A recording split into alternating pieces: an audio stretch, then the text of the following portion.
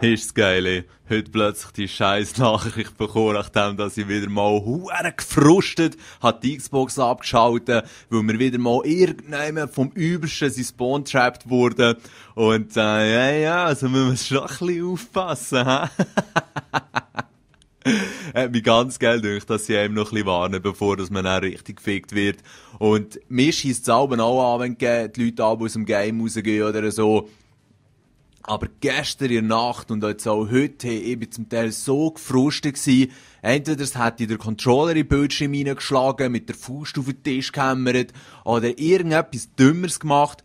Und dann ist dann der Druck auf den Xbox-Ausschaltknopf eigentlich genau das Richtige, um die Nerven wieder ein bisschen zu beruhigen. Aber eben aufpassen, nicht allzu häufig machen, du, Und ich finde es natürlich nicht gut, wenn man so aus den Games rausgeht. Aber ganz ehrlich, für mich ist das emotional zum Teil gar nicht möglich. Wenn ich dann wieder mal ein 0:15 habe und einfach im Spawn konstant in den Arsch gefickt werde, muss ich das ausschalten. Vielleicht geht es euch anders. Das würde ich natürlich sehr respektieren. Respekt an jeden, der in jedem Game drinnen bleibt. Aber im Moment lösen das meine Nerven echt nicht zu.